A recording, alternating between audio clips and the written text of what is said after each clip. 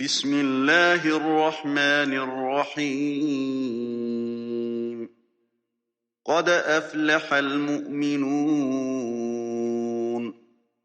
الذین هم فی صلاتهم خاشعون والذین هم عن اللغو معرضون والذین هم للزکاة فاعلون والذین هم لفروجهم حافظون إلا على أزواجهم أو ما ملكت أيمانهم فإنهم غير ملومين فمن ابتغى وراء ذلك فأولئك هم العادون والذین هم لأماناتهم وعهدهم راعون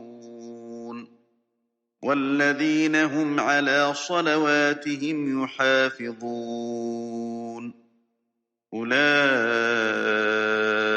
هم الوارثون الذين يرثون الفردوس هم فيها خالدون. شروع اللہ کے نام سے جو بڑا مہربان نہایت رحم والا ہے۔ یقیناً فلاح پائی ایمان والوں نے جو اپنی نماز میں جھکنے والے ہیں اور جو لغو باتوں سے اعراض کرتے ہیں اور جو زکوٰۃ ادا کرنے والے ہیں اور جو اپنی شرمگاہوں کی حفاظت کرنے والے ہیں سوا اپنی بیویوں کے اور ان عورتوں کے جو ان کی ملک یمین میں ہوں کہ ان پر وہ قابل ملامت نہیں، البتہ جو اس کے علاوہ چاہیں تو وہی زیادتی کرنے والے ہیں اور جو اپنی امانتوں اور اپنے عہد کا خیال رکھنے والے ہیں اور جو اپنی نمازوں کی حفاظت کرتے ہیں یہی لوگ وارث ہونے والے ہیں جو فردوس کی وراثت پائیں گے، وہ اس میں ہمیشہ رہیں گے۔ تشریح: خدا کی اس دنیا میں کامیابی صرف اس شخص کے لیے ہے جو صاحب ایمان ہو، جو کسی اور والا نہ ہو کر ایک اللہ والا بن جائے، جس کی زندگی اندر سے باہر تک ایمان میں ڈھل گئی ہو۔ جب کسی شخص کو ایمان ملتا ہے تو یہ سادہ سی بات نہیں ہوتی، یہ اس کی زندگی میں ایک انقلاب آنے کے ہمانہ ہوتا ہے۔ اب وہ اللہ کی عبادت کرنے والا اور اس کے آگے جھکنے والا بن جاتا ہے۔ اس کی سنجیدگی اتنی بڑھ جاتی ہے کہ بے فائدہ مشاغل میں وقت ضائع کرنا اس کو ہلاکت معلوم ہونے لگتا ہے۔ وہ اپنی کمائی کا ایک حصہ خدا کے نام پر نکالتا ہے اور اس سے ضرورت مندوں کی مدد کرتا ہے۔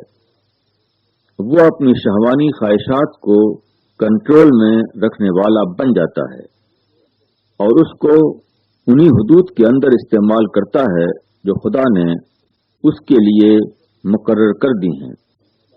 وہ دنیا میں ایک ذمہ دار آدمی کی طرح زندگی گزارتا ہے، دوسرے کی امانت میں وہ کبھی خیانت نہیں کرتا۔ کسی سے جب وہ کوئی عہد کر لیتا ہے تو وہ کبھی اس کے خلاف نہیں جاتا۔ جن لوگوں کے اندر یہ خصوصیات ہوں وہ اللہ کے مطلوب بندے ہیں۔ یہی وہ لوگ ہیں جن کے لیے خدا نے جنت الفردوس کی معیاری دنیا تیار کر رکھی ہے۔ موت کے بعد وہ اس کی فضاؤں میں داخل کر دیے جائیں گے تاکہ ابدی طور پر اس کے اندر عیش کرتے رہیں۔ وَلَقَدْ خَلَقْنَا الْإِنسَانَ مِنْ سُلَالَةٍ مِّنْ ثم جعلناه نطفة في قرار مكين ثم خلقنا النطفة علقة فخلقنا العلقة مضغة فخلقنا المضغة عظاما فكسونا العظام لحما ثم أنشأناه خلقا آخر فتبارك الله أحسن الخالقين ثم إنكم بعد ذلك لميتون ثم إنكم يوم القيامة تبعثون اور ہم نے انسان کو مٹی کے خلاصے سے پیدا کیا، پھر ہم نے پانی کی ایک بوند کی شکل میں اس کو ایک محفوظ ٹھکانے میں رکھا، پھر ہم نے پانی کی بوند کو ایک جنین کی شکل دی، پھر جنین کو گوشت کا ایک لوتھڑا بنایا، پس لوتھڑے کے اندر ہڈیاں پیدا کیں، پھر ہم نے ہڈیوں پر گوشت چڑھا دیا، پھر ہم نے اس کو ایک نئی صورت میں بنا کھڑا کیا، پس بڑا ہی بابرکت ہے اللہ، بہترین پیدا کرنے والا۔ پھر اس کے بعد تم کو ضرور مرنا ہے، پھر تم قیامت کے دن اٹھائے جاؤ گے۔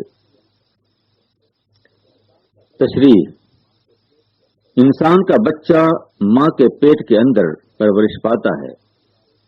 قدیم زمانے میں استقرار حمل سے لے کر بچے کی پیدائش تک کی پوری مدت انسان کے لیے ایک چھپی ہوئی چیز کی حیثیت رکھتی تھی۔ 20ویں صدی میں جدید سائنسی ذرائع کے بعد یہ ممکن ہوا ہے کہ پیٹ میں پرورش پانے والے بچے کا مشاہدہ کیا جائے اور اس کی بابت براہ راست معلومات حاصل کی جائیں۔ قرآن نے 1400 سال پہلے انسانی تخلیق کے جو مختلف تدریجی مراحل بتائے تھے، وہ حیرت انگیز طور پر دور جدید کے مشینی مشاہدے کے عین مطابق ثابت ہوئے ہیں۔ یہ ایک کھلا ہوا ثبوت ہے کہ قرآن خدا کی کتاب ہے۔ اگر ایسا نہ ہوتا تو جدید تحقیق اور قرآن کے بیان میں اتنی کامل مطابقت ممکن نہ تھی۔ تخلیق کا یہ واقعہ جو ہر روز ماں کے پیٹ میں ہو رہا ہے، وہ بتاتا ہے کہ اس دنیا کا خالق ایک حد درجہ باکمال ہستی ہے۔ انسان کی تخلیق اول کا حیرتناک واقعہ جو ہر روز ہماری آنکھوں کے سامنے ہو رہا ہے، وہی یہ یقین دلانے کے لیے کافی ہے کہ اسی طرح تخلیق ثانی کا واقعہ بھی ہوگا اور عین اس کے مطابق ہوگا جس کی خبر نبیوں کے ذریعے دی گئی ہے۔ وَلَقَدْ خَلَقْنَا فَوْقَكُمْ 7 طَرَائِقَ وَمَا كُنَّا عَنِ الْخَلْقِ غَافِلِينَ وَأَنزَلْنَا مِنَ السَّمَاءِ مَاءً بِقَدَرٍ فَأَسْكَنَّاهُ فِي الْأَرْضِ وَإِنَّا عَلَى ذَهَابٍ بِهِ لَقَادِرُونَ فَأَنشَأْنَا لَكُم بِهِ جَنَّاتٍ مِّن نَّخِيلٍ وَأَعْنَابٍ لَّكُمْ فِيهَا فواكه كثيرة ومنها تأكلون وشجرة تخرج من طور سيناء تنبت بالدهن وصبغ للآكلين وَإِنَّ لَكُمْ فِي الْأَنْعَامِ لَعِبْرَةً نُسْقِيكُم ما في بطونها ولكم فيها منافع كثيرة ومنها تأكلون وعليها وعلى الفلك تحملون.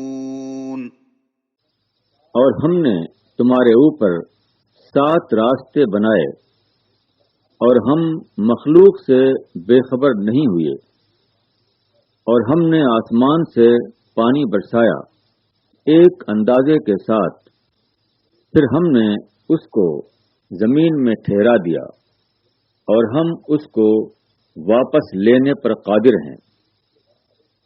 پھر ہم نے اس سے تمہارے لیے کھجور اور انگور کے باغ پیدا کیے، تمہارے لیے ان میں بہت سے پھل ہیں اور تم ان میں سے کھاتے ہو. اور ہم نے وہ درخت پیدا کیا جو طور سینا سے نکلتا ہے، وہ تیل لیے ہوئے اگتا ہے اور کھانے والوں کے لیے سالن بھی، اور تمہارے لیے مویشیوں میں سبق ہے. ہم تم کو ان کے پیٹ کی چیز سے پلاتے ہیں اور تمہارے لیے ان میں بہت فائدے ہیں، اور تم ان کو کھاتے ہو اور تم ان پر اور کشتیوں پر سوار ہوتے ہو. تشریح: انسان ایک حقیر وجود ہے، اس کے مقابلے میں کائنات دہشتناک حد تک عظیم ہے، مگر کائنات کا سب سے زیادہ حیرت انگیز پہلو یہ ہے کہ وہ انسان کے لیے انتہائی طور پر موافق ہے. یہاں وسیع خلا میں انگن ستارے اور سیارے تیز رفتاری کے ساتھ گھوم رہے ہیں، مگر بے شمار ناموافق امکانات کے باوجود وہ انسان کے لیے کوئی ناموافق صورتحال پیدا نہیں کرتے. بارش اگر بہت زیادہ برسنے لگے تو انسانی آبادیاں تباہ ہو جائیں، مگر اس کی بھی ایک حد ہے، وہ اس حد سے باہر نہیں جاتی. زمین پر پانی کے جو ذخیرے ہیں وہ سب کے سب زمین میں جذب ہو سکتے ہیں یا بھاپ بن کر فضا میں اڑ سکتے ہیں، مگر کبھی ایسا نہیں ہوتا. مزید یہ کہ زمین کی صورت میں ایک استثنائی کرہ موجود ہے جو ایسا معلوم ہوتا ہے کہ خاص طور پر انسان کی ضرورت کو سامنے رکھ کر بنایا گیا ہے. یہاں انسان کی غذائی ضروریات سے لے کر اس کی صنعتی ضروریات تک تمام چیزیں افراد کے ساتھ موجود ہیں. زمین کے جانور بظاہر وحشی مخلوق ہیں، مگر ان کو خدا نے طرح طرح سے انسان کے لیے کارآمد بنا دیا ہے. ان جانوروں کا پیٹ ایک حیرت انگیز کارخانہ ہے جو گھاس اور چارہ لیتا ہے اور اس کو دودھ اور گوشت جیسی قیمتی چیزوں میں تبدیل کرتا ہے.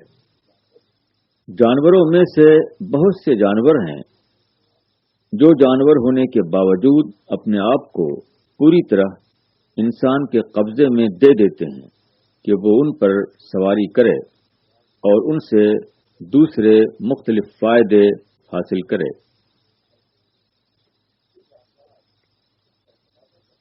یہ واقعات اس کا تقاضا کرتے ہیں کہ انسان اپنے مہربان خدا کو پہچانے اور اس کا شکر گزار بندہ بن کر رہے. وَلَقَدْ أَرْسَلْنَا نُوحًا إِلَىٰ قَوْمِهِ فَقَالَ يَا قَوْمِ اعْبُدُوا اللَّهَ مَا لَكُم مِّنْ إِلَٰهٍ غَيْرُهُ أَفَلَا تَتَّقُونَ. فَقَالَ الْمَلَأُ الَّذِينَ كَفَرُوا مِن قَوْمِهِ مَا هَٰذَا إِلَّا بَشَرٌ مِّثْلُكُمْ يُرِيدُ أَن يَتَفَضَّلَ عَلَيْكُمْ يريد أن يتفضل عليكم ولو شاء الله لأنزل ملائكة ما سمعنا بهذا في آبائنا الأولين إن هو إلا رجل به جنة فتربصوا به حتى حين اور ہم نے نوح کو اس کی قوم کی طرف بھیجا تو اس نے کہا، اے میری قوم، تم اللہ کی عبادت کرو، اس کے سوا تمہارا کوئی معبود نہیں، کیا تم ڈرتے نہیں؟ تو اس کی قوم کے سردار جنہوں نے انکار کیا تھا انہوں نے کہا، یہ تو بس تمہارے جیسا ایک آدمی ہے، وہ چاہتا ہے کہ تمہارے اوپر برتری حاصل کرے، اور اگر اللہ چاہتا تو وہ فرشتے بھیجتا۔ ہم نے یہ بات اپنے پچھلے بڑوں میں نہیں سنی، یہ تو بس ایک شخص ہے جس کو جنون ہو گیا ہے، بس ایک وقت تک اس کا انتظار کرو۔ تشریح: حضرت نوح جس قوم میں آئے وہ معروف معنوں میں کوئی منکر قوم نہ تھی، بلکہ وہ حضرت آدم علیہ السلام کی امت تھی۔ وہ خدا پر اور رسالت پر عقیدہ رکھتی تھی، اس کے باوجود کیوں اس نے حضرت نوح کو خدا کا پیغمبر ماننے سے انکار کر دیا؟ اس کی وجہ صرف ایک تھی، نوح اس کو اپنے جیسے ایک آدمی معلوم ہوئے۔ پیغمبر ایک انسان ہوتا ہے، وہ ماں باپ کے ذریعے پیدا ہوتا ہے، اس لیے اپنے زمانے کے لوگوں کو وہ ہمیشہ اپنے ہی جیسا ایک آدمی دکھائی دیتا ہے۔ یہ صرف بعد کی تاریخ میں ہوتا ہے کہ پیغمبر کا نام لوگوں کو ایک پرعظمت نام محسوس ہونے لگے۔ یہی وجہ ہے کہ پیغمبر کے ہم عصر پیغمبر کو پہچان نہیں پاتے، ان کو پیغمبر ایک ایسا آدمی معلوم ہوتا ہے جو بڑا بننے کے لیے فرضی طور پر پیغمبری کا دعویٰ کرنے لگے۔ وہ پیغمبر کو ایک مجنون سمجھ کر اس کو نظر انداز کر دیتے ہیں۔ ہر امت کا یہ حال ہوا ہے کہ بعد کے زمانے میں وہ خدا کی تعلیمات کے بجائے اپنے اسلاف کی روایات پر قائم ہو گئی۔ پیغمبر نے آ کر جب اصل دینی تعلیمات کو دوبارہ پیش کیا تو پیغمبر کا دین اس کو اسلاف کی روایات سے ہٹا ہوا معلوم ہوا۔ اس کے اپنے ذہنی سانچے میں اس کو اسلاف برتر نظر آئے اور وقت کا پیغمبر ان کے مقابلے میں اس کو کمتر دکھائی دیا۔ یہی سب سے بڑی وجہ ہے جس کی بنا پر ہر دور میں ایسا ہوا کہ پیغمبروں کی دعوت ان کے ہم عصروں کے لیے اجنبی بنی رہی۔ قال رب انصرني بما كذبون فأوحينا إليه أن اصنع الفلك بأعيننا ووحينا فإذا جاء أمرنا وفارت النور فاسلك فيها من كل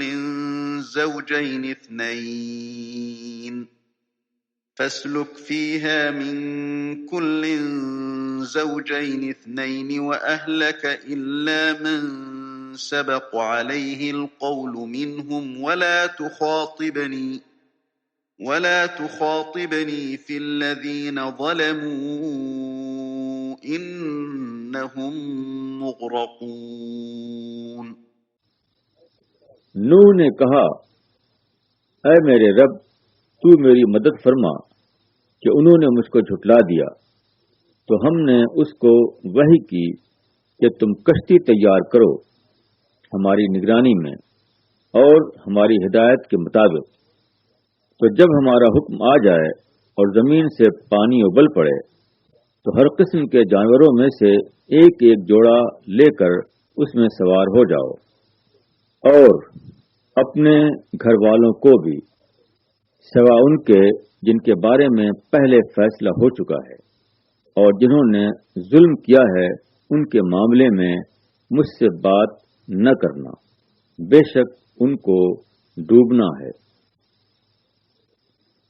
تشریح: حضرت نوح لمبی مدت تک اپنی قوم کو تلقین کرتے رہے، مگر ان کی قوم ان کی بات ماننے کے لیے تیار نہ ہوئی۔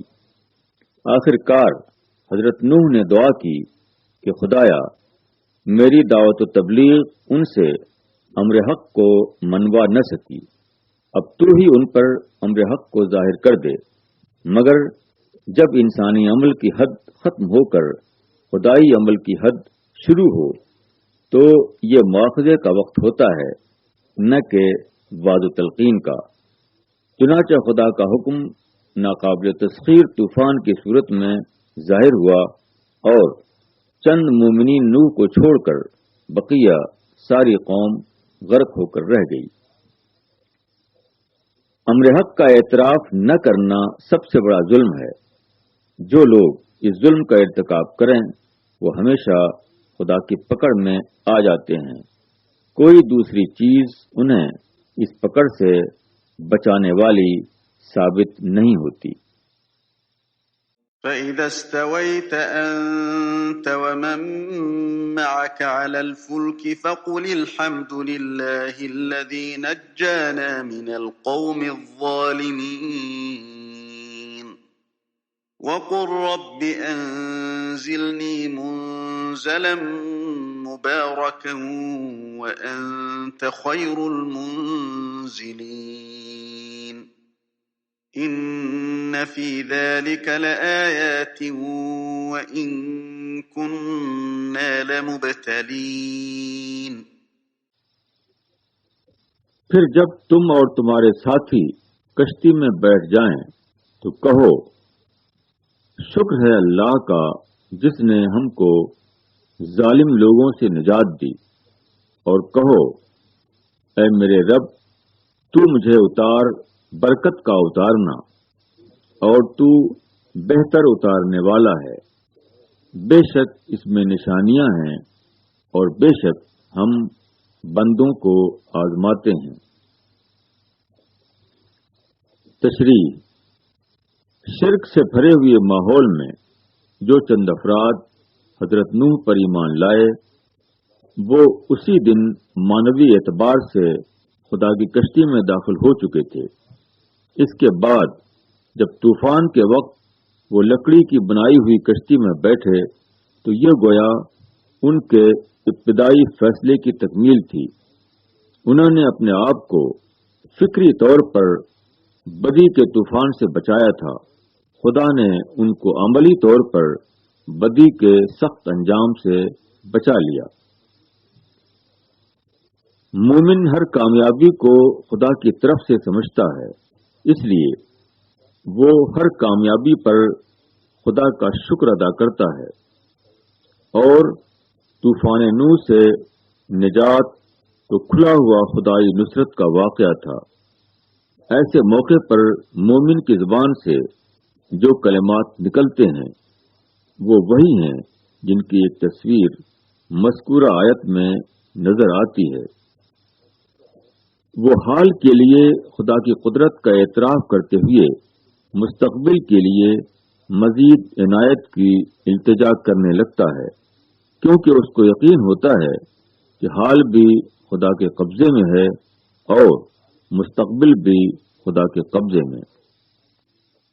ثم أنشأنا من بعدهم قرنا آخرين فأرسلنا فيهم رسولا منهم أن اعبدوا الله ما لكم من إله غيره أفلا تتقون وقال الملأ من قومه الذين كفروا وكذبوا بلقاء الآخرة وأترفناهم في الحياة الدنيا وَأَتْرَفْنَاهُمْ فِي الْحَيَاةِ الدُّنْيَا مَا هَذَا إِلَّا بَشَرٌ مِثْلُكُمْ يَأْكُلُ مِمَّا تَأْكُلُونَ مِنْهُ وَيَشْرَبُ مِمَّا تَشْرَبُونَ وَلَئِنْ أَطَعْتُمْ بَشَرًا مِثْلَكُمْ إِنَّكُمْ إِذًا لَخَاسِرُونَ۔ پھر ہم نے ان کے بعد دوسرا گروہ پیدا کیا، پھر ان میں ایک رسول انہی میں سے بھیجا کہ تم اللہ کی عبادت کرو، اس کے سوا تمہارا کوئی معبود نہیں، کیا تم ڈرتے نہیں؟ اور اس کی قوم کے سرداروں نے جنہوں نے انکار کیا اور آخرت کی ملاقات کو جھٹلایا، اور ان کو ہم نے دنیا کی زندگی میں آسودگی دی تھی، کہا یہ تو تمہارے ہی جیسا ایک آدمی ہے، وہی کھاتا ہے جو تم کھاتے ہو اور وہی پیتا ہے جو تم پیتے ہو، اور اگر تم نے اپنے ہی جیسے ایک آدمی کی بات مانی تو تم بڑے گھاٹے میں رہو گے۔ تشریح: حضرت نوح کے مومنین کی نسل بڑھی اور اس پر صدیاں گزر گئیں تو دوبارہ وہ اسی گمراہی میں مبتلا ہو گئے جس میں ان کے پچھلے لوگ مبتلا ہوئے تھے۔ اس سے مراد غالباً وہی قوم ہے جس کو قوم عاد کہا جاتا ہے۔ یہ لوگ خدا سے غافل ہو کر غیر خداؤں میں مشغول ہو گئے۔ اب دوبارہ ان کے درمیان خدا کا رسول آیا اور اس نے ان کو حق سے آگاہ کیا، مگر دوبارہ یہی ہوا کہ قوم کے سردار پیغمبر کے مخالف بن کر کھڑے ہو گئے۔ یہ سردار وہ لوگ تھے جو وقت کے خیالات سے موافقت کر کے لوگوں کے قائد بنے ہوئے تھے، اسی کے ساتھ خوشحالی بھی ان کے گرد جمع ہو گئی تھی۔ یہ ایک عام کمزوری ہے کہ جن لوگوں کو دولت اور اقتدار حاصل ہو جائے وہ اس کو اپنے برسرحق ہونے کی دلیل سمجھ لیتے ہیں۔ یہی ان سرداروں کے ساتھ ہوا۔ ان کی خوشحالی اور اقتدار ان کے لیے یہ سمجھنے میں مانع ہو گیا کہ وہ غلطی پر بھی ہو سکتے ہیں۔ انہوں نے دیکھا کہ پیغمبر کے گرد نہ دولت کا ڈھیر جمع ہے اور نہ اس کو اقتدار کی گدی حاصل ہے، اس لیے انہوں نے پیغمبر کو حقیر سمجھ لیا۔ وہ اپنے ظاہر پرستی کی بنا پر پیغمبر کی معنوی عظمت کو دیکھنے میں ناکام رہے۔ أَيَعِدُكُمْ أَنَّكُمْ إِذَا مِتُّمْ وَكُنْتُمْ تُرَابًا وَعِظَامًا أَنَّكُمْ مُخْرَجُونَ هَيْهَاتَ هَيْهَاتَ لِمَا تُوعَدُونَ إِنْ هِيَ إِلَّا حَيَاتُنَا الدُّنْيَا نَمُوتُ وَنَحْيَا وَمَا نَحْنُ بِمَبْعُوثِينَ إِنْ هُوَ إِلَّا رَجُلٌ افْتَرَى عَلَى اللَّهِ كَذِبًا وَمَا نَحْنُ لَهُ بِمُؤْمِنِينَ۔ کیا یہ شخص تم سے کہتا ہے کہ جب تم مر جاؤ گے اور مٹی اور ہڈیاں ہو جاؤ گے تو پھر تم نکالے جاؤ گے؟ بہت ہی بعید اور بہت ہی بعید ہے جو بات ان سے کہی جا رہی ہے۔ زندگی تو یہی ہماری دنیا کی زندگی ہے، یہیں ہم مرتے ہیں اور جیتے ہیں، اور ہم دوبارہ اٹھائے جانے والے نہیں ہیں۔ یہ تو بس ایک ایسا شخص ہے جس نے اللہ پر جھوٹ باندھا ہے اور ہم اس کو ماننے والے نہیں۔ تشریح: اس آیت میں آخرت کے بارے میں جو کلمات نقل کیے گئے ہیں وہ کبھی زبان حال سے ادا ہوتے ہیں اور کبھی زبان قال سے۔ کبھی ایسا ہوتا ہے کہ آدمی ہمتن بس دنیا کی چیزوں میں مشغول ہوتا ہے، وہ آخرت سے اس طرح غافل نظر آتا ہے جیسے کہ آخرت اس کے نزدیک بالکل بعید از قیاس بات ہے، اور کبھی ایسا ہوتا ہے کہ اس کی آخرت سے غفلت اس کو سرکشی کی اس حد تک پہنچا دیتی ہے کہ وہ اپنی زبان سے بھی کہہ دیتا ہے کہ آخرت تو بہت بعید از قیاس چیز ہے، اس لیے آج جو کچھ مل رہا ہے اس کو حاصل کرو، کل کے موہوم فائدے کی خاطر آج کے یقینی فائدے کو نہ کھو۔ اس شخص نے اللہ پر جھوٹ باندھا ہے۔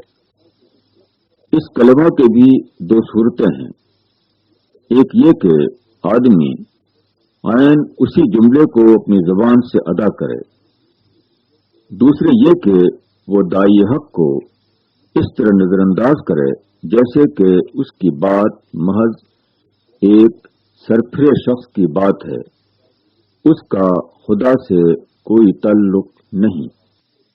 قال رب انصرني بما كذبون قال عما قليل ليصبحن نادمين فأخذتهم الصيحة بالحق فجعلناهم غثاء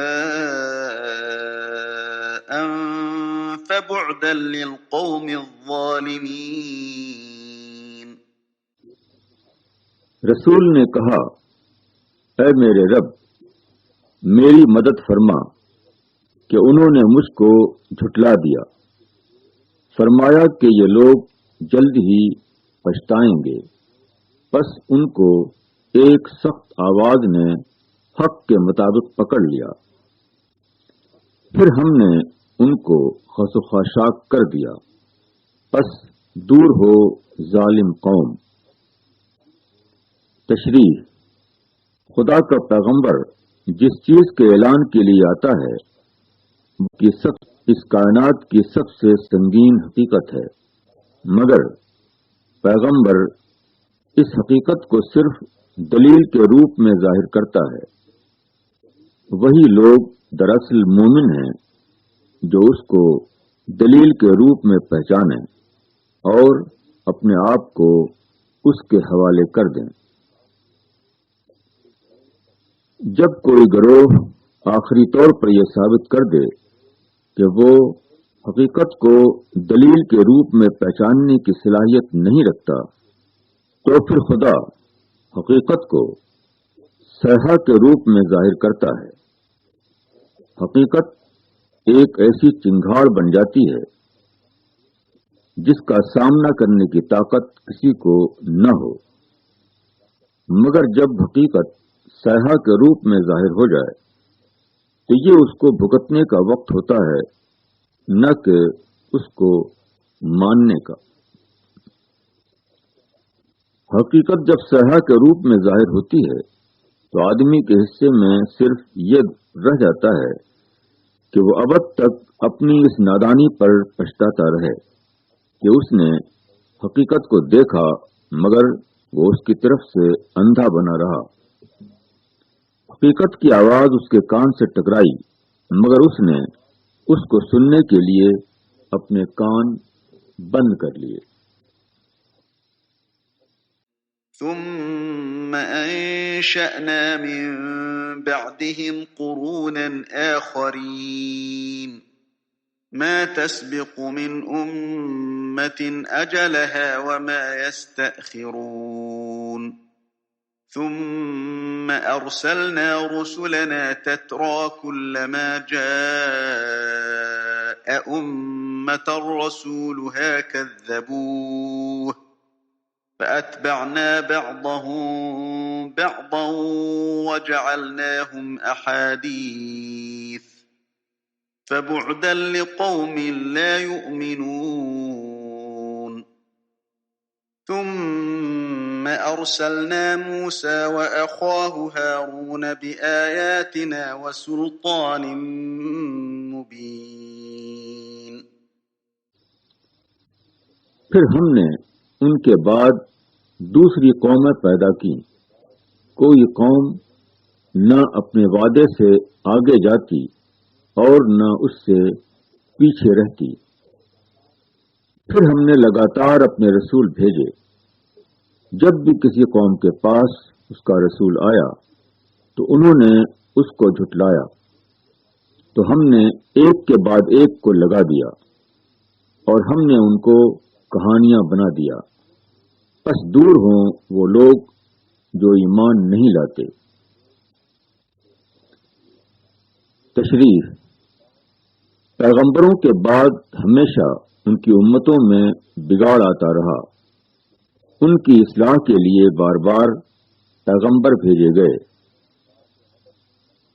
امت آدم میں حضرت نوح آئے، اس کے بعد امت نوح میں حضرت ہود آئے، پھر امت ہود میں حضرت صالح آئے وغیرہ.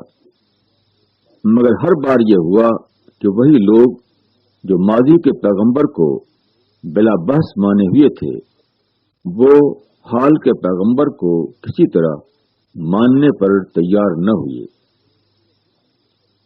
اس کی وجہ یہ ہے کہ ماضی کا پیغمبر طویل روایات کے نتیجے میں قومی فخر کا نشان بن جاتا ہے. وہ قوموں کے لیے ان کے قومی تشخص کی علامت ہوتا ہے. وہ ان کے لیے قومی ہیرو کا درجہ اختیار کر لیتا ہے. اس کو مان کر آدمی کے احساس برتری کو تسکین ملتی ہے. ظاہر ہے کہ ایسے پیغمبر کو کون نہیں مانے گا، مگر حال کے پیغمبر کا معاملہ اس سے بالکل برعکس ہوتا ہے. حال کے پیغمبر کے ساتھ اس کی تاریخ وابستہ نہیں ہوتی. اس کے ساتھ عظمت اور تقدس کی روایت شامل نہیں ہوتی. اس کو ماننا صرف ایک معنوی حقیقت کے اعتراف کے ہم معنی ہوتا ہے، نہ کہ کسی ہمالیائی عظمت سے اپنے آپ کو وابستہ کرنا. یہی وجہ ہے کہ ماضی کے پیغمبر کو ماننے والے ہمیشہ حال کے پیغمبر کا انکار کرتے رہے. دور ہوں جو ایمان نہیں لاتے. اس کو لفظ بدل کر کہیں تو اس کا مطلب یہ ہوگا کہ دور ہوں وہ لوگ جو خدا کے سفیر کو خدا کے سفیر کی حیثیت سے نہیں پہچان پاتے. وہ خدا کے سفیر کو صرف اسی وقت پہچانتے ہیں جبکہ تاریخی عمل کے نتیجے میں وہ ان کا قومی ہیرو بن چکا ہو. إلى فرعون وملئه فاستكبروا وكانوا قوما عالين فقالوا أنؤمن لبشرين مثلنا وقومهما لنا عابدون فكذبوهما فكانوا من المهلكين وَلَقَدْ آتَيْنَا مُوسَى الْكِتَابَ لَعَلَّهُمْ يَهْتَدُونَ. پھر ہم نے موسیٰ اور اس کے بھائی ہارون کو بھیجا اپنی نشانیوں اور کھلی دلیل کے ساتھ فرعون اور اس کے درباریوں کے پاس، تو انہوں نے تکبر کیا اور وہ مغرور لوگ تھے. پس انہوں نے کہا، کیا ہم اپنے جیسے دو آدمیوں کی بات مان لیں، حالانکہ ان کی قوم کے لوگ ہمارے تابع دار ہیں. پس انہوں نے ان کو جھٹلا دیا. پھر وہ ہلاک کر دیے گئے اور ہم نے موسیٰ کو کتاب دی تاکہ وہ راہ پائیں. تشریح: حضرت موسیٰ اور حضرت ہارون بنی اسرائیل کے فرد تھے. بنی اسرائیل اس وقت مصر میں تھے اور وہاں کی حکمراں قوم کے لیے مزدور کی حیثیت رکھتے تھے. بنی اسرائیل کی کمتر حیثیت اور ان کے مقابلے میں فرعون اور اس کے ساتھیوں کی برتر حیثیت ان کے لیے مانع بن گئی. وہ ایک اسرائیلی پیغمبر کو نمائندے خدا ماننے کے لیے تیار نہ ہوئے. حضرت موسیٰ نے اگرچہ ان کے سامنے نہایت محکم دلائل پیش کیے، مگر دلائل کا وزن انہیں اس کے لیے مجبور نہ کر سکا کہ وہ اپنی برتر نفسیات کو بدلیں اور ایک محکوم شخص کی زبان سے ظاہر ہونے والی صداقت کا اعتراف کریں۔ اس کا نتیجہ یہ ہوا کہ اللہ تعالیٰ نے پیغمبر کی مدد کی۔ فرعون اپنی تمام طاقتوں کے ساتھ غرق کر دیا گیا۔ دوسری طرف جن لوگوں نے پیغمبر کا ساتھ دیا تھا ان پر خدا نے یہ احسان فرمایا کہ ان کے پاس اپنا ہدایت نامہ بھیجا، جس کو اختیار کر کے آدمی دنیا اور آخرت میں کامیابی کو اپنے لیے یقینی بنا سکتا ہے۔ وَجَعَلْنَا ابْنَ مَرْيَمَ وَأُمَّهُ آيَةً وَآوَيْنَاهُمَا إِلَى رَبْوَةٍ ذَاتِ قَرَارٍ وَمَعِينٍ۔ اور ہم نے مریم کے بیٹے کو اور اس کی ماں کو ایک نشانی بنایا، اور ہم نے ان کو ایک اونچی زمین پر ٹھکانہ دیا جو سکون کی جگہ تھی، اور وہاں چشمہ جاری تھا۔ تشریح: حضرت مسیح کی بغیر باپ کے پیدائش ایک بے حد انوکھا واقعہ تھا۔ یہ واقعہ کیوں ہوا؟ یہ ایک نشانی کے طور پر ہوا۔ قدیم زمانے میں یہود کو حامل رسالت گروہ کی حیثیت حاصل تھی، مگر انہوں نے مسلسل سرکشی سے اپنے لیے اس کا استحقاق کھو دیا۔ اب وقت آ گیا تھا کہ یہ امانت ان سے لے کر بنو اسماعیل کو دے دی جائے۔ چنانچہ یہود کے اوپر آخری اتمام حجت کے لیے ان کے آخری پیغمبر کو معجزاتی انداز میں پیدا کیا گیا، اور اس پیغمبر کو مزید غیر معمولی معجزے دیے گئے۔ اس کے باوجود جب یہود آپ کے منکر بنے رہے، یہ بات آخری طور پر ثابت ہو گئی کہ وہ حامل رسالت بننے کے اہل نہیں ہیں۔ حضرت مریم کے لیے یہ انتہائی نازک مرحلہ تھا۔ ایسے حال میں ان کو سخت ضرورت تھی کہ کوئی ایسا گوشہ ہو جہاں وہ لوگوں کی نظر سے دور ہو کر رہ سکیں، وہاں زندگی کی ضروری چیزیں بھی ہوں اور سکون اطمینان بھی حاصل ہو۔ اللہ تعالیٰ نے جب ان کو اس نازک امتحان میں ڈالا تو اسی کے ساتھ ان کے وطن کے قریب ایک پرامن گوشہ بھی ان کے لیے مہیا فرما دیا۔ يا أيها الرسل كلوا من الطيبات واعملوا صالحا إني بما تعملون عليم وإن هذه أمتكم أمة واحدة وأنا ربكم فاتقون۔ اے پیغمبرو، ستھری چیزیں کھاؤ اور نیک کام کرو، میں جانتا ہوں جو کچھ تم کرتے ہو، اور یہ تمہارا دین ایک ہی دین ہے، اور میں تمہارا رب ہوں، تو تم مجھ سے ڈرو۔ تشریح: دین اصلاً صرف ایک ہے، اور یہی ایک دین تمام پیغمبروں کو بتایا گیا۔ وہ یہ کہ آدمی خدا کو ایک ایسی عظیم ہستی کی حیثیت سے پائے کہ وہ اس سے ڈرنے لگے، اس کے دل و دماغ پر یہ تصور چھا جائے کہ اس کے اوپر ایک خدا ہے، وہ ہر حال میں اس کو دیکھ رہا ہے، اور وہ موت کے بعد اس سے اس کے تمام اعمال کا حساب لے گا۔ یہ معرفت ہی اصل دین ہے۔ اس معرفت اور اس احساس کے تحت جو زندگی بنے وہ یہی ہوگی کہ آدمی دنیا کی چیزوں میں سے پاکیزہ اور ستھری چیزیں لے گا، وہ اپنے معاملات میں نیکی اور بھلائی کا طریقہ اختیار کرے گا۔ خدا کی معرفت کا لازمی نتیجہ خدا کا خوف ہے، اور خدا کے خوف کا لازمی نتیجہ نیک زندگی۔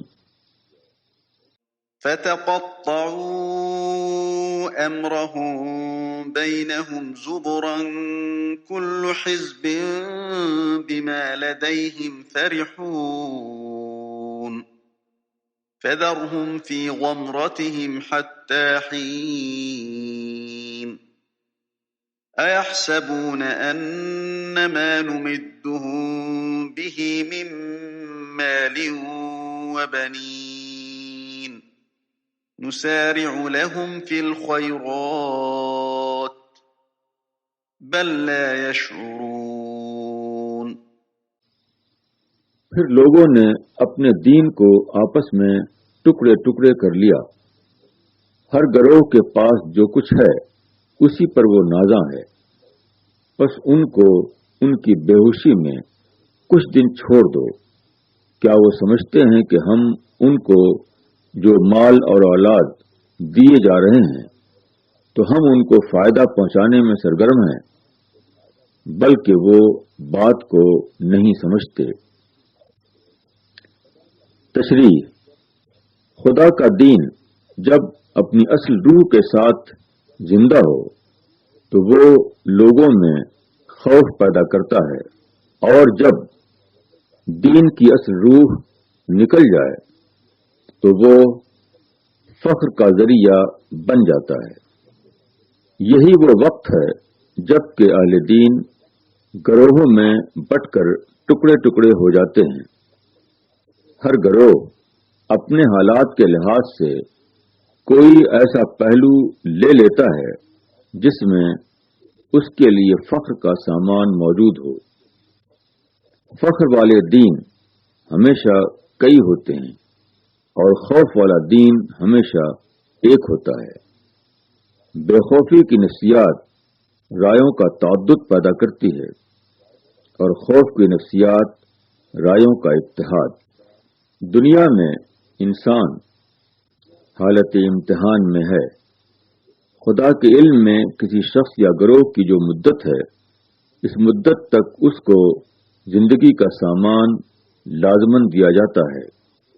اس بنا پر غافل لوگ سمجھ لیتے ہیں کہ وہ جو کچھ کر رہے ہیں صحیح کر رہے ہیں۔ اگر وہ غلطی پر ہوتے تو ان کا مال ان سے چھن جاتا۔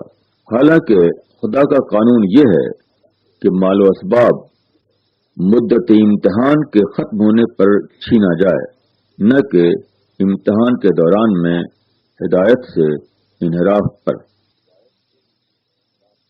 إن الذين هم من خشية ربهم مشفقون والذين هم بآيات ربهم يؤمنون والذين هم بربهم لا يشركون والذين يؤتون ما آتوا وقلوبهم وجلة أنهم إلى ربهم راجعون أولئك يسارعون في الخيرات وهم لها سابقون ولا نكلف نفسا إلا وسعها ولدينا كتاب ينطق بالحق وهم لا يظلمون۔ بے شک جو لوگ اپنے رب کی ہیبت سے ڈرتے ہیں اور جو لوگ اپنے رب کی آیتوں پر یقین رکھتے ہیں اور جو لوگ اپنے رب کے ساتھ کسی کو شریک نہیں کرتے اور جو لوگ دیتے ہیں جو کچھ دیتے ہیں اور ان کے دل کانپتے ہیں کہ وہ اپنے رب کی طرف لوٹنے والے ہیں، یہ لوگ بھلائیوں کی راہ میں سبقت کر رہے ہیں۔ اور وہ ان پر پہنچنے والے ہیں سب سے آگے، اور ہم کسی پر اس کی طاقت سے زیادہ بوجھ نہیں ڈالتے، اور ہمارے پاس ایک کتاب ہے جو بالکل ٹھیک بولتی ہے اور ان پر ظلم نہ ہوگا۔ تشریح: جو شخص اللہ کو اس طرح پائے تو اس پر اللہ کی ہیبت طاری ہو جائے، وہ عام انسانوں سے بالکل مختلف انسان ہوتا ہے۔ خوف کی نفسیات اس کو انتہائی حد تک سنجیدہ بنا دیتی ہے۔ اس کی سنجیدگی اس بات کی ضمانت بن جاتی ہے کہ وہ دلائل خداوندی کے وزن کو پوری طرح سمجھے اور اس کے آگے فوراً جھک جائے۔ خدا کے سوا ہر چیز اس کی نظر میں اپنا وزن کھو دے، وہ سب کچھ کر کے بھی یہ سمجھے کہ اس نے کچھ نہیں کیا۔ دنیا میں دوڑ دھوپ کی دو راہیں کھلی ہوئی ہیں، ایک دنیا کی راہ اور دوسری آخرت کی راہ۔ جن لوگوں کے اندر مذکورہ صفات پائی جائیں وہی وہ لوگ ہیں جو آخرت کی طرف دوڑنے والے ہیں۔ تاہم آخرت کی طرف دوڑنا دنیا میں ایک بے حد مشکل کام ہے۔ اس میں انسان سے طرح طرح کی کوتاہیاں ہو جاتی ہیں، مگر اللہ تعالیٰ کا مطالبہ ہر آدمی سے اس کی طاقت کے بقدر ہے، نہ کہ طاقت سے زیادہ۔ ہر آدمی کی استطاعت اور اس کا کارنامہ دونوں کامل طور پر خدا کے علم میں ہے، اور یہی واقعہ اس بات کی ضمانت ہے کہ قیامت میں ہر شخص کو وہ رعایت ملے جو عدل و انصاف اسے ملنا چاہیے، اور ہر شخص وہ انعام پائے جس کا وہ فی الواقع مستحق تھا۔ بل قلوبهم في غمرة من هذا ولهم أعمال من دون ذلك هم لها عاملون حتى إذا أخذنا مترفيهم بالعذاب إذا هم يجأرون لا تجأروا اليوم إنكم منا لا تنصرون قد كانت آياتي تتلى عليكم فكنتم على أعقابكم تنكصون مستكبرين به سامرا تهجرون بلکہ ان کے دل اس کی طرف سے غفلت میں ہیں، اور ان کے کچھ کام اس کے علاوہ ہیں، وہ ان کو کرتے رہیں گے، یہاں تک کہ جب ہم ان کے آسودہ لوگوں کو عذاب میں پکڑیں گے تو وہ فریاد کرنے لگیں گے، اب فریاد نہ کرو، اب ہماری طرف سے تمہاری کوئی مدد نہ ہوگی۔ تم کو میری آیتیں سنائی جاتی تھیں تو تم پیٹ پیچھے بھاگتے تھے، اس سے تکبر کر کے گویا کسی قصہ گو کو چھوڑ رہے ہو۔ تشریح: جو لوگ دنیا پرستی میں غرق ہوں ان کو خدا اور آخرت کی باتوں سے دلچسپی نہیں ہوتی، ان کی دلچسپی کی چیزیں اس سے مختلف ہوتی ہیں جو سچے اہل ایمان کی دلچسپی کی چیزیں ہوتی ہیں۔ خدا اور آخرت کی بات خواہ کتنی ہی مؤثر انداز میں بیان کی جائے، انہیں وہ زیادہ اپیل نہیں کرتی، وہ ایسی باتوں کو نظر انداز کر کے اپنی دوسری دلچسپیوں میں گم رہتے ہیں۔ وہ داعی حق کی مجلس سے اس طرح اٹھ جاتے ہیں جیسے کسی فضول قصہ گو کو چھوڑ کر چلے گئے، مگر جب خدا کی پکڑ آتی ہے تو ایسے لوگ غفلت اور سرکشی کو بھول کر عاجزانہ فریاد کرنے لگتے ہیں، اس وقت وہ خدا کے آگے جھک جاتے ہیں، مگر اس وقت کا جھکنا بیکار ہوتا ہے، کیونکہ خدا کے آگے جھکنا وہ معتبر ہے جبکہ آدمی خدا کی نشانی کو دیکھ کر جھک گیا ہو۔ جب خدا خود اپنی طاقتوں کے ساتھ ظاہر ہو جائے اس وقت جھکنے کی کوئی قیمت نہیں۔ أفلم يدبروا القول أم جاءهم ما لم يأت آباءهم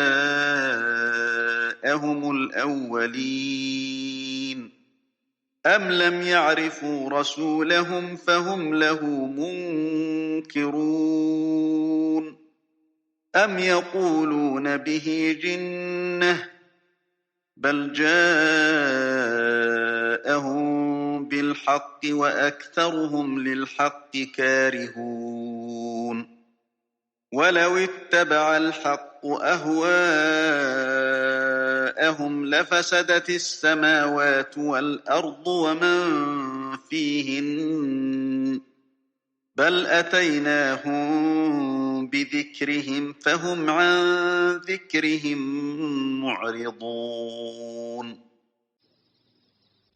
پھر کیا انہوں نے اس کلام پر غور نہیں کیا، یا ان کے پاس ایسی چیز آئی ہے جو ان کے اگلے باپ دادا کے پاس نہیں آئی، یا انہوں نے اپنے رسول کو پہچانا نہیں، اس وجہ سے وہ اس کو نہیں مانتے، یا وہ کہتے ہیں کہ اس کو جنون ہے، بلکہ وہ ان کے پاس حق لے کر آیا ہے، اور ان میں سے اکثر کو حق بات بری لگتی ہے، اور اگر حق ان کی خواہشوں کے تابع ہوتا تو آسمان اور زمین اور جو ان میں ہیں سب تباہ ہو جاتے، بلکہ ہم نے ان کے پاس ان کی نصیحت بھیجی ہے تو وہ اپنی نصیحت سے اعراض کر رہے ہیں۔ تشریح: حق وہ ہے جو حقیقت واقعہ کے مطابق ہو، مگر خواہش پرست انسان یہ چاہنے لگتا ہے کہ حق کو اس کی خواہش کے تابع کر دیا جائے۔ اس قسم کے لوگوں کا حال یہ ہوتا ہے کہ دائی جب حق بات کہتا ہے تو وہ اس سے ناراض ہو جاتے ہیں، وہ حق کے تابع نہیں بننا چاہتے، اس لیے وہ چاہنے لگتے ہیں کہ حق کو ان کے تابع کر دیا جائے۔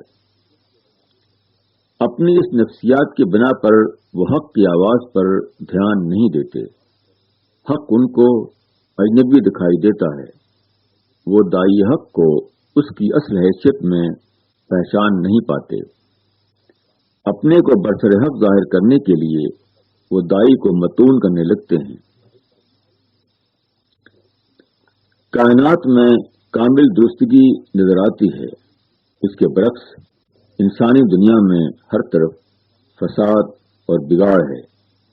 اس کی وجہ یہ ہے کہ کائنات کا نظام حق کی بنیاد پر چل رہا ہے، یعنی وہی ہونا جو ہونا چاہیے، وہ نہ ہونا جو نہ ہونا چاہیے۔ اب اگر کائنات کا نظام بھی انسان کی خواہشوں پر چلنے لگے تو جو فساد انسانی دنیا میں ہے وہی فساد بقیہ کائنات میں بھی برپا ہو جائے گا۔ نصیحت اور تنقید ہمیشہ آدمی کے لیے سب سے زیادہ تلخ چیز ہوتی ہے۔ بہت ہی کم وہ خدا کے بندے ہیں جو نصیحت اور تنقید کو کھلے ذہن کے ساتھ سنیں، بیشتر لوگ اس کو نظر انداز کر کے گزر جاتے ہیں۔ أَمْ تَسْأَلُهُمْ خَرْجًا فَخَرَاجُ رَبِّكَ خَيْرٌ وَهُوَ خَيْرُ الرَّازِقِينَ وَإِنَّكَ لَتَدْعُوهُمْ إِلَى صِرَاطٍ مُسْتَقِيمٍ وَإِنَّ الَّذِينَ لَا يُؤْمِنُونَ بِالْآخِرَةِ عَنِ الصِّرَاطِ لَنَاكِبُونَ۔ کیا تم ان سے کوئی مال مانگ رہے ہو تو تمہارے رب کا مال تمہارے لیے بہتر ہے اور وہ بہترین روزی دینے والا ہے، اور یقیناً تم ان کو ایک سیدھے راستے کی طرف بلاتے ہو، اور جو لوگ آخرت پر یقین نہیں رکھتے وہ راستے سے ہٹ گئے ہیں۔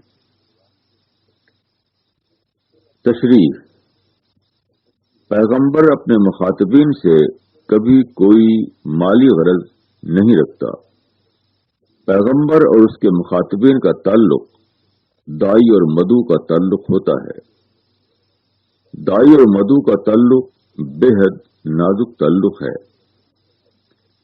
دائی اگر ایک طرف لوگوں کو آخرت کا پیغام دے اور اسی کے ساتھ وہ ان سے دنیا کے مطالبات بھی چھیڑے تو اس کی دعوت لوگوں کی نظر میں مذاق بن کر رہ جائے گی۔ یہی وجہ ہے کہ پیغمبر کسی بھی حال میں اپنے مدعو سے کوئی مادی مطالبہ نہیں کرتا، خواہ اس کی وجہ سے وہ اس کو یک طرفہ طور پر ہر قسم کا نقصان برداشت کرنا پڑے۔ دائی کا اصل معاوضہ خود وہ حق ہوتا ہے جس کو لے کر وہ کھڑا ہوا ہے۔ خدا کی دریافت اس کا سب سے بڑا سرمایہ ہوتی ہے۔ دائیانہ زندگی گزارنے کے نتیجے میں اس کو جو ربانی تجربات ہوتے ہیں وہ اس کی روح کو سب سے بڑی غذا فراہم کرتے ہیں۔ اعلیٰ ترین مقصد کے لیے سرگرم رہنے سے جو لذت ملتی ہے وہ اس کی تسکین کا سب سے بڑا سامان ہوتی ہے۔ حق کی دعوت کو وہی شخص مانے گا جس کو آخرت کا کھٹکا لگا ہوا ہو۔ آخرت کا احساس آدمی کو سنجیدہ بناتا ہے، اور سنجیدگی وہ چیز ہے جو آدمی کو مجبور کرتی ہے کہ وہ حقیقت کو مانے۔ جو شخص سنجیدہ نہ ہو وہ کبھی حقیقت کو تسلیم نہیں کرے گا، خواہ اس کو دلائل سے کتنا ہی زیادہ ثابت شدہ بنا دیا جائے۔ وَلَوْ رَحِمْنَاهُمْ وَكَشَفْنَا مَا بِهِمْ مِنْ ضُرٍّ لَلَجُّوا فِي طُغْيَانِهِمْ يَعْمَهُونَ وَلَقَدْ أَخَذْنَاهُمْ بِالْعَذَابِ فَمَا اسْتَكَانُوا لِرَبِّهِمْ وَمَا يَتَضَرَّعُونَ حَتَّى إِذَا فَتَحْنَا عَلَيْهِمْ بَابًا ذَا عَذَابٍ شَدِيدٍ إِذَا هُمْ فِيهِ مُبْلِسُونَ۔ اور اگر ہم ان پر رحم کریں اور ان پر جو تکلیف ہے وہ دور کر دیں تب بھی وہ اپنی سرکشی میں لگے رہیں گے بہکے ہوئے، اور ہم نے ان کو عذاب میں پکڑا لیکن نہ وہ اپنے رب کے آگے جھکے اور نہ انہوں نے عاجزی کی، یہاں تک کہ جب ہم ان پر سخت عذاب کا دروازہ کھول دیں گے تو اس وقت وہ حیرت زدہ رہ جائیں گے۔ تشریح: مکہ میں جب قریش نے رسول اللہ صلی اللہ علیہ وسلم کی دعوت کو رد کر دیا تو اللہ تعالیٰ نے چند سال کے لیے مکہ والوں کو قحط میں مبتلا کر دیا۔ یہ قحط اتنا شدید تھا کہ بہت سے لوگ مردار کھانے پر مجبور ہو گئے۔ یہ اللہ تعالیٰ کی ایک عام سنت ہے کہ جب کوئی گروہ سرکشی اختیار کرتا ہے اور نصیحت قبول کرنے پر تیار نہیں ہوتا تو وہ اس گروہ پر تنبیہی عذاب بھیجتا ہے تاکہ ان کے دل نرم ہوں اور وہ حق بات کی طرف دھیان دے سکیں۔ مگر تاریخ کا تجربہ ہے کہ انسان نہ اچھے حالات سے سبق لیتا اور نہ برے حالات سے۔ دونوں قسم کے حالات کا مقصد یہ ہوتا ہے کہ آدمی اللہ کی طرف رجوع کرے، مگر انسان یہ کرتا ہے کہ وہ اچھے حالات کو اپنی تدبیر کا نتیجہ سمجھ لیتا ہے اور برے حالات کو زمانے کے الٹ پھیر کا۔ اس طرح وہ دونوں ہی قسم کے واقعات سے سبق لینے سے محروم رہتا ہے۔ آدمی اسی طرح غفلت میں پڑا رہتا ہے یہاں تک کہ خدا کا آخری فیصلہ آ جاتا ہے۔ اس وقت وہ حیران رہ جاتا ہے کہ وہ چیز جس کو اس نے غیر اہم سمجھ کر نظر انداز کر دیا تھا، وہی اس دنیا کی سب سے بڑی اور سب سے اہم حقیقت تھی۔ وَهُوَ الَّذِي أَنشَأَ لَكُمُ السَّمْعَ وَالْأَبْصَارَ وَالْأَفْئِدَةَ قَلِيلًا مَا تَشْكُرُونَ وَهُوَ الَّذِي ذَرَأَكُمْ فِي الْأَرْضِ وَإِلَيْهِ تُحْشَرُونَ وَهُوَ الَّذِي يُحْيِي وَيُمِيتُ وَلَهُ اخْتِلَافُ اللَّيْلِ وَالنَّهَارِ أَفَلَا تَعْقِلُونَ اور وہی ہے جس نے تمہارے لیے کان اور آنکھیں اور دل بنائے، تم بہت کم شکر ادا کرتے ہو۔ اور وہی ہے جس نے تم کو زمین میں پھیلایا اور تم اسی کی طرف جمع کیے جاؤ گے۔ اور وہی ہے جو جلاتا ہے اور مارتا ہے، اور اسی کے اختیار میں ہے رات اور دن کا بدلنا۔ تو کیا تم سمجھتے نہیں؟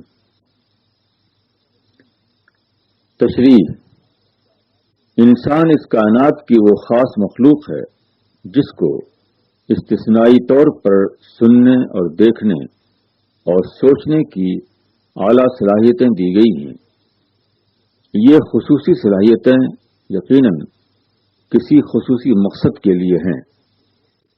وہ مقصد یہ ہے کہ آدمی ان کو حقیقت حیات کی معرفت کے لیے استعمال کرے۔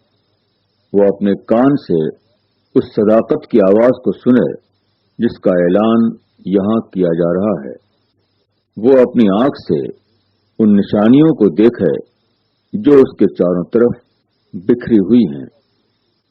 وہ اپنے سوچنے کی صلاحیت کو استعمال کر کے ان کی گہرائیوں تک پہنچے۔ یہی کان اور آنکھ اور دل کا شکر ہے۔ جو لوگ دنیا میں اس شکر کا ثبوت نہ دیں، وہ ان انعامات کا استحقاق ہمیشہ کے لیے کھو رہے ہیں۔ خدا کی جو صفات دنیا میں نمایاں ہو رہی ہیں، ان میں سے ایک یہ ہے کہ وہ زندہ کو مردہ اور مردہ کو زندہ کرتا ہے۔ یہ خدا بالآخر تمام مرے ہوئے لوگوں کو دوبارہ جمع کرے گا۔ پھر جس طرح وہ رات کو دن بناتا ہے، اسی طرح وہ لوگوں کی نگاہوں سے غفلت کا پردہ ہٹا دے گا۔ اس کے بعد اشیاء کی حقیقت لوگوں پر ٹھیک ٹھیک منکشف ہو جائے گی۔ بل قالوا مثل ما قال الأولون قالوا أإذا متنا وكنا ترابا وعظاما أإنا لمبعوثون لقد وعدنا نحن وآباؤنا هذا من قبل إن هذا إلا أساطير الأولين بلکہ انہوں نے وہی بات کہی جو اگلوں نے کہی تھی۔ انہوں نے کہا، کیا جب ہم مر جائیں گے اور ہم مٹی اور ہڈیاں ہو جائیں گے تو کیا ہم دوبارہ اٹھائے جائیں گے؟ اس کا وعدہ ہم کو اور اس سے پہلے ہمارے باپ دادا کو بھی دیا گیا، مگر یہ اگلوں کے افسانے ہیں۔ تشریح: انسان کو عقل دی گئی ہے۔ عقل کے اندر یہ صلاحیت ہے کہ وہ معاملات کی گہرائی میں داخل ہو اور اصل حقیقت کو دریافت کر کے اس کو سمجھ سکے، مگر بہت کم ایسا ہوتا ہے کہ انسان حقیقی معنی میں اپنی عقل کو استعمال کرے۔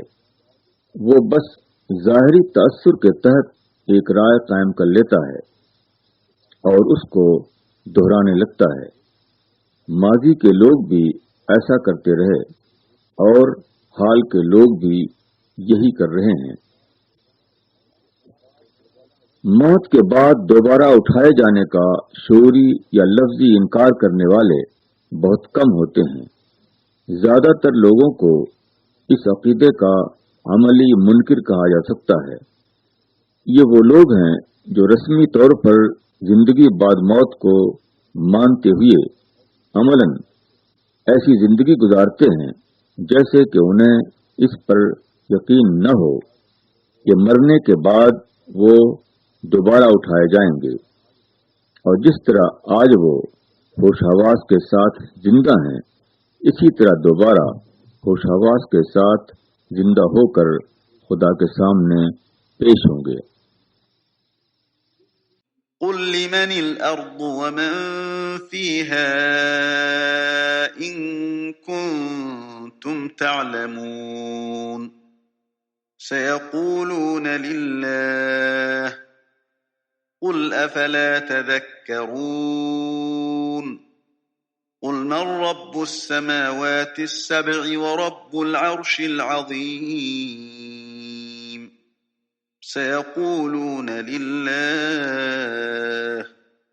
قل أفلا تتقون قل من بيده ملكوت كل شيء وهو يجير ولا يجار عليه إن كنتم تعلمون سيقولون لله قل فأنا تسحرون کہو کہ زمین اور جو کوئی اس میں ہے یہ کس کا ہے؟ اگر تم جانتے ہو۔ وہ کہیں گے اللہ کا ہے۔ کہو پھر تم سوچتے نہیں؟ کہو کون مالک ہے 7 آسمانوں کا اور کون مالک ہے عرش عظیم کا؟ وہ کہیں گے سب اللہ کا ہے۔ کہو پھر کیا تم ڈرتے نہیں؟ کہو کون ہے جس کے ہاتھ میں ہر چیز کا اختیار ہے اور وہ پناہ دیتا ہے اور اس کے مقابلے میں کوئی پناہ نہیں دے سکتا، اگر تم جانتے ہو۔ وہ کہیں گے کہ یہ اللہ کے لیے ہے۔ کہو کہ پھر کہاں سے تم مسحور کیے جاتے ہو؟ تشریح: ان آیات میں اس تضاد فکر کا تذکرہ ہے جس میں ہر دور کے بیشتر لوگ مبتلا رہے ہیں، خواہ وہ مشرک ہوں یا غیر مشرک، بظاہر خدا کو ایک ماننے والے ہوں یا کئی ماننے والے۔ بیشتر لوگوں کا حال یہ ہے کہ وہ اس بات کو مانتے ہیں کہ زمین و آسمان کا خالق ایک اللہ ہے، وہی اس کا مالک ہے، وہی اس کو چلا رہا ہے، تمام برتر اختیارات اسی کو حاصل ہیں، مگر اس ماننے کا جو لازمی تقاضا ہے اس کا کوئی اثر ان کی زندگیوں میں نہیں پایا جاتا۔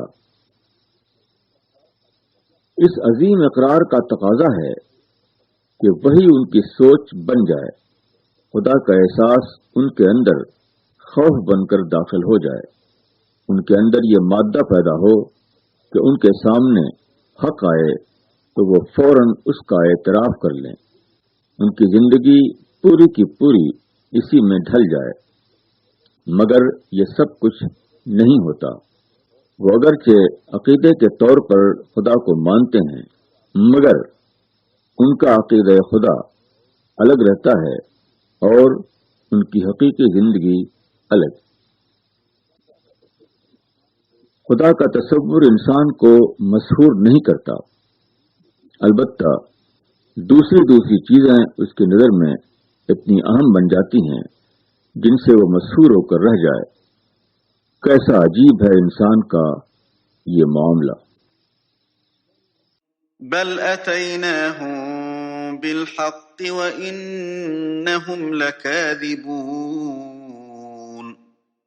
ما اتخذ اللہ من ولد وما كان معه من إله إذا لذهب كل إله بما خلق ولعلى بعضهم على بعض سبحان الله عما يصفون عالم الغيب والشهادة فتعالى عما يشركون۔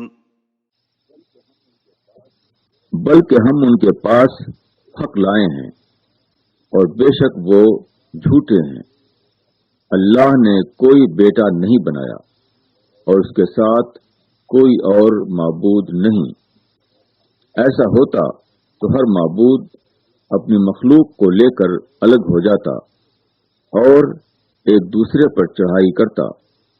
اللہ پاک ہے اس سے جو وہ بیان کرتے ہیں، وہ کھلے اور چھپے کا جاننے والا ہے، وہ بہت اوپر ہے اس سے جس کو یہ شریک بتاتے ہیں۔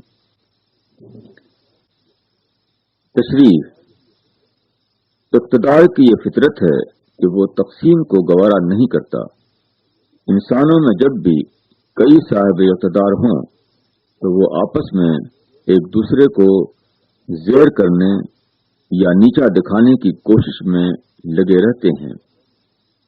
حتیٰ کہ جو قومیں مختلف دیوتاؤں کو مانتی ہیں، ان کی میتھولوجی میں کثرت سے دکھایا گیا ہے کہ ایک دیوتا اور دوسرے دیوتا میں لڑائیاں جاری ہیں۔ کائنات میں اس صورتحال کی موجودگی کہ اس کے ایک حصہ اور اس کے دوسرے حصے میں کوئی ٹکراؤ نہیں ہوتا، یہ اس بات کا ثبوت ہے کہ ہر حصے کا خدا ایک ہے۔ اگر ہر حصے کے الگ الگ خدا ہوتے تو ہر حصے کا خدا اپنے حصے کو لے کر الگ ہو جاتا اور اس کے نتیجے میں کائنات کے مختلف حصوں کی موجودہ ہم آہنگی باقی نہ رہتی۔ مختلف خداؤں کی کشاکش میں کائنات کا ہم آہنگ نظام درہم برہم ہو جاتا۔ ایسی حالت میں توحید کا نظریہ سراپا سچائی ہے اور شرک کا نظریہ سراپا جھوٹ۔ قل رب اما ترینی ما یوعدون رب فلا تجعلنی فی القوم الظالمین وإنا على أن نريك ما نعدهم لقادرون۔ کہو کہ اے میرے رب، اگر تو مجھ کو وہ دکھا دے جس کا ان سے وعدہ کیا جا رہا ہے، تو اے میرے رب مجھ کو ظالم لوگوں میں شامل نہ کر، اور بے شک ہم قادر ہیں کہ ہم ان سے جو وعدہ کر رہے ہیں وہ تم کو دکھا دیں۔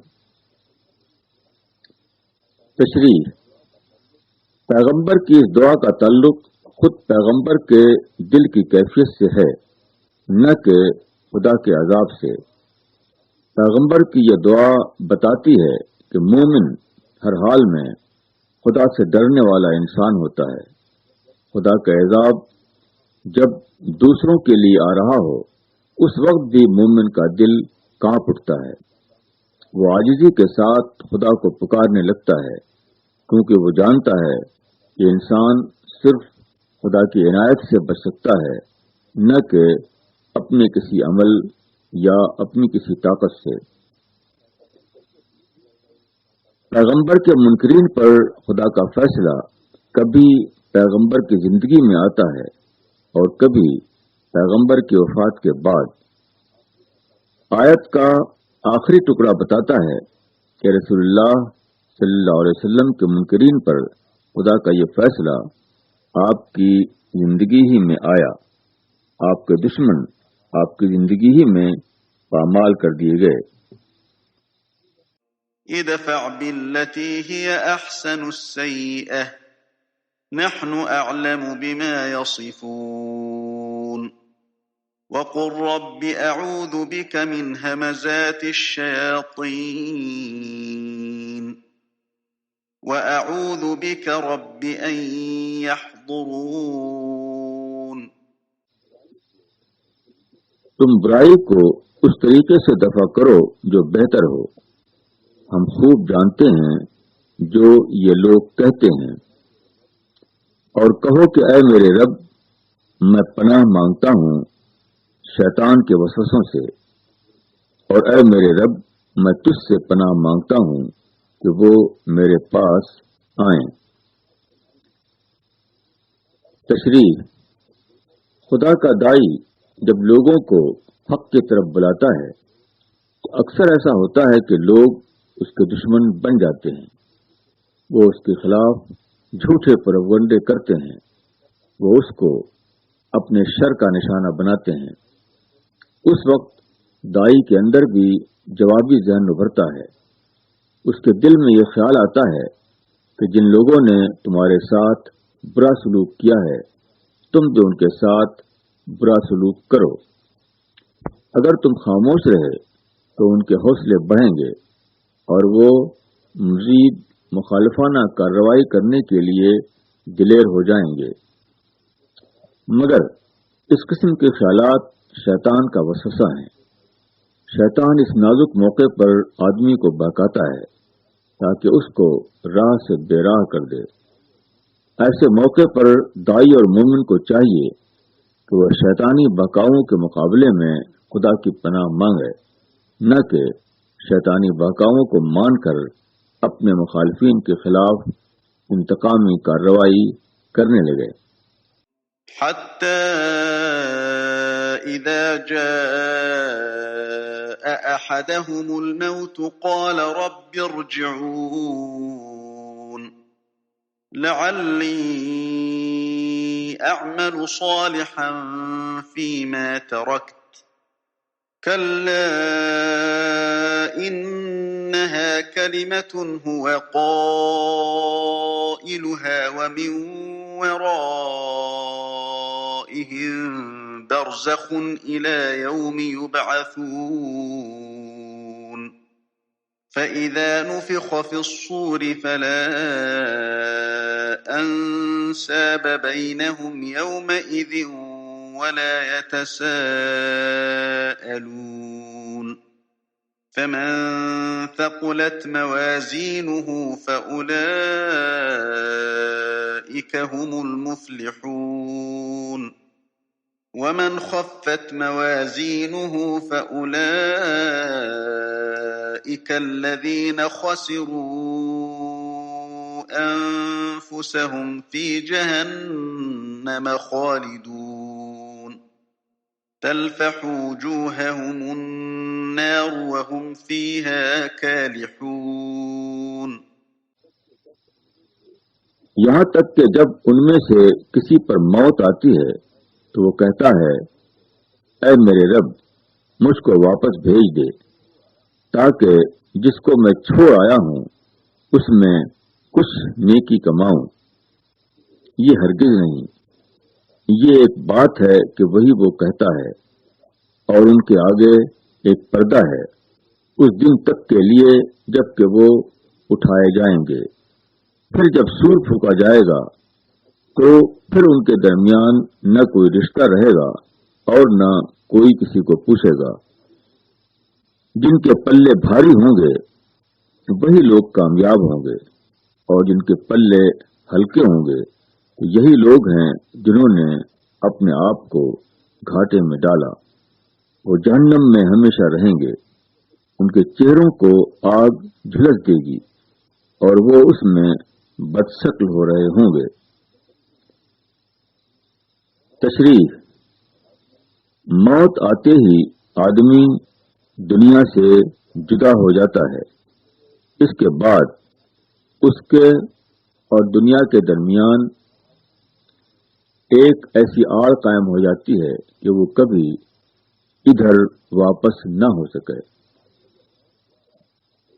آدمی جب موت کے بعد اگلی دنیا میں داخل ہوتا ہے تو اچانک اس کی آنکھ کھل جاتی ہے۔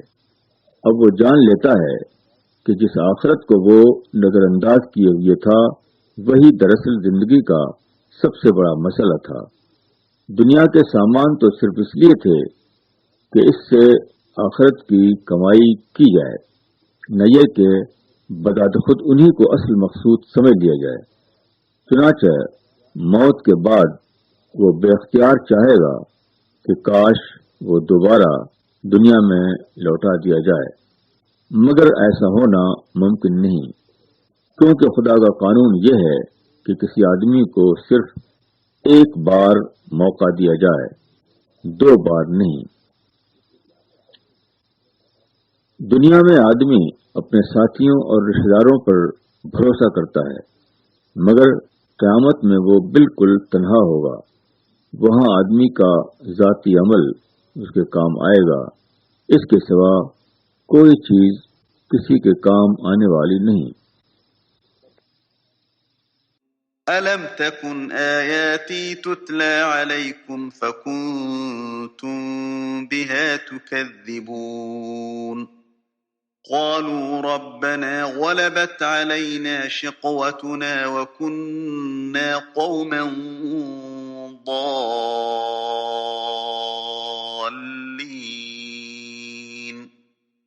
رَبَّنَا أَخْرِجْنَا مِنْهَا فَإِنْ عُدْنَا فَإِنَّا ظَالِمُونَ قَالَ اخْسَئُوا فِيهَا وَلَا تُكَلِّمُونِ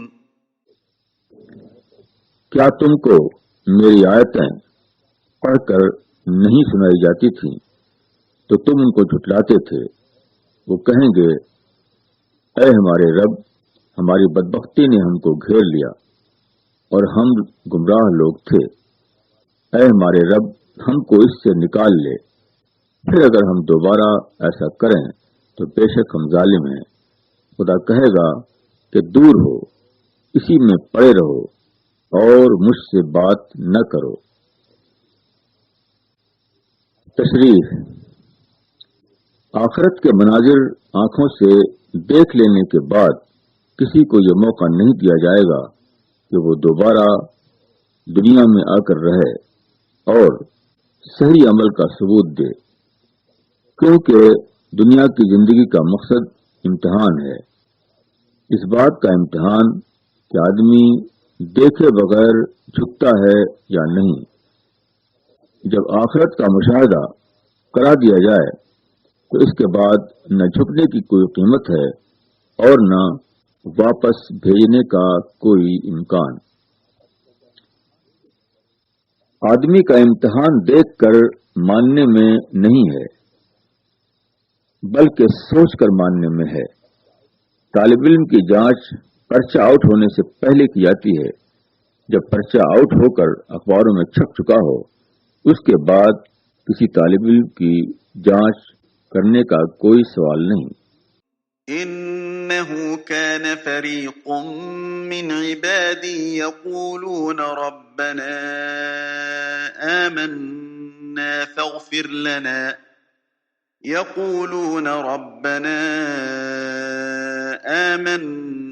فَاغْفِرْ لَنَا وَارْحَمْنَا وَأَنْتَ خَيْرُ الرَّاحِمِينَ فَاتَّخَذْتُمُوهُمْ سِخْرِيًّا حَتَّى أَنْسَوْكُمْ ذِكْرِي وَكُنْتُمْ مِنْهُمْ تَضْحَكُونَ إِنِّي جَزَيْتُهُمُ الْيَوْمَ بِمَا صَبَرُوا أَنَّهُمْ هُمُ الْفَائِزُونَ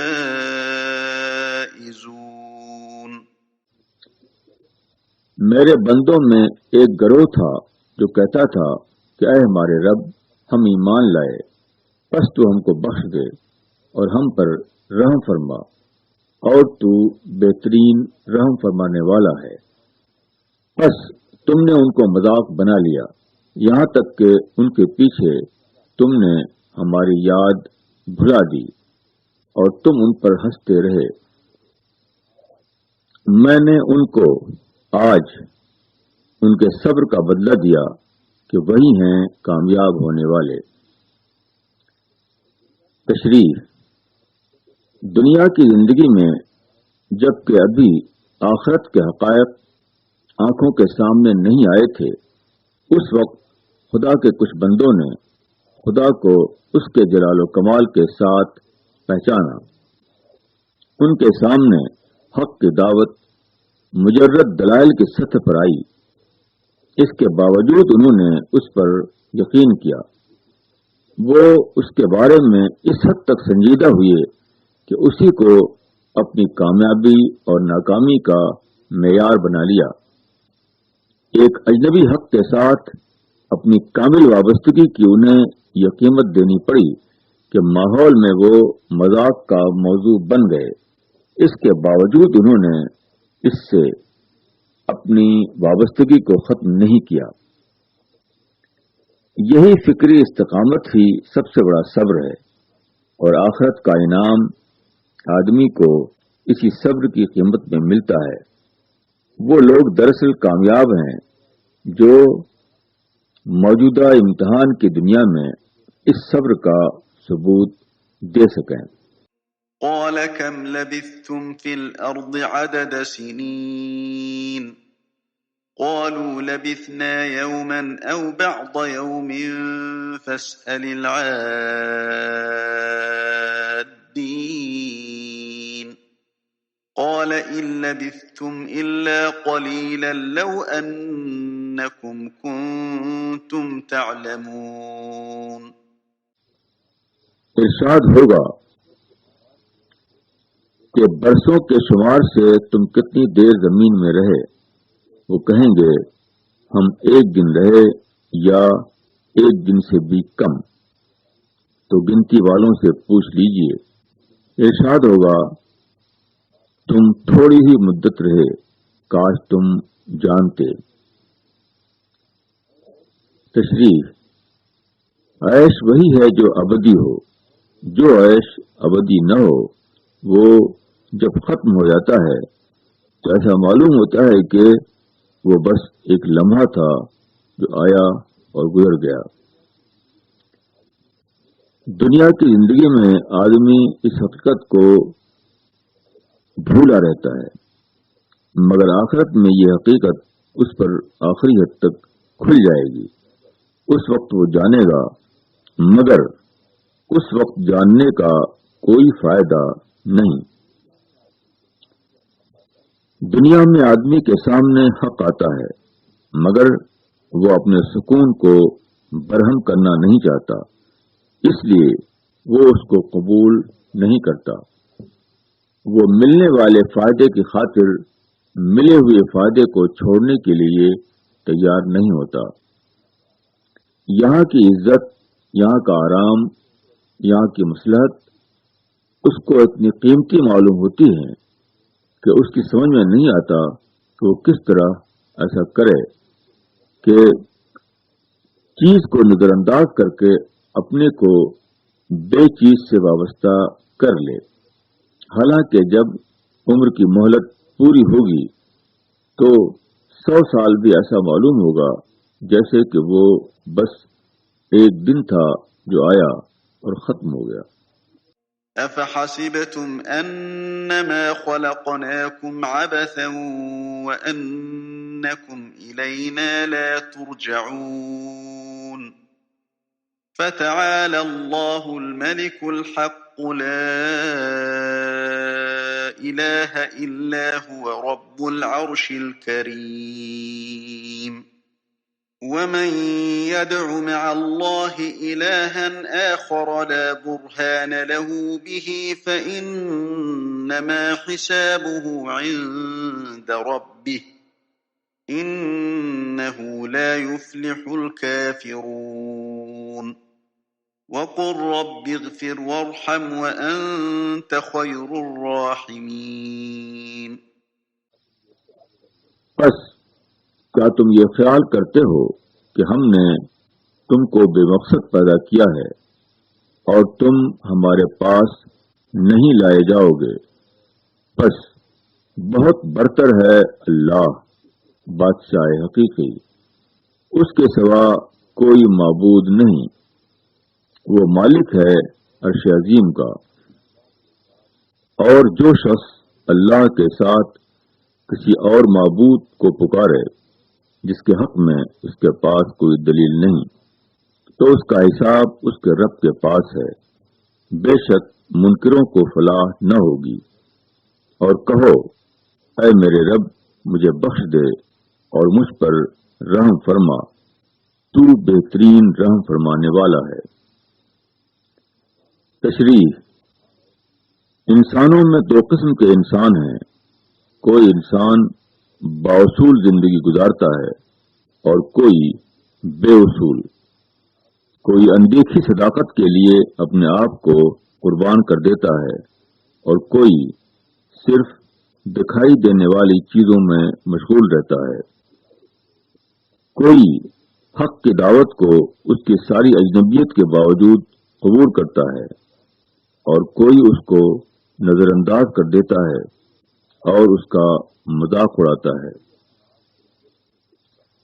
کوئی اپنے آپ کو ظلم سے روکتا ہے صرف اس لیے کہ خدا نے اس کو ایسا کرنے سے منع کیا ہے، کوئی موقع پاتے ہی دوسروں کے لیے ظالم بن جاتا ہے کیونکہ اس کا نفس اس سے ایسا ہی کرنے کے لیے کہہ رہا تھا۔ اگر اس دنیا کا کوئی انجام نہ ہو، اگر وہ اسی طرح چلتی رہے، اس کا خاتمہ ہو جائے، تو اس کا مطلب یہ ہے کہ یہ ایک بے مقصد ہنگامے کے سوا اور کچھ نہیں، مگر کائنات کی معنویت اس قسم کی بے معنی نظریے کی تردید ہے۔ کائنات کا اعلیٰ نظام اس سے انکار کرتا ہے کہ اس کا خالق ایک غیر سنجیدہ ہستی ہو۔ کائنات اپنے وسیع نظام کے ساتھ جس خالق کا تعارف کرا رہی ہے وہ ایک ایسا خالق ہے جو اپنی ذات میں آخری حد تک کامل ہے۔ ایسے خالق کے بارے میں ناقابل قیاس ہے کہ وہ دو مختلف قسم کے انسانوں کا یکساں انجام ہوتے دیکھے اور اس کو گوارا کر لے، یہ سراسر ناممکن ہے۔ یقیناً ایسا ہونے والا ہے کہ مالک کائنات ایک طبقے کو بے قیمت کر دے جس طرح انہوں نے حق کو بے قیمت کیا، اور دوسرے طبقے کی قدردانی کرے جس طرح انہوں نے حق کی قدردانی کی۔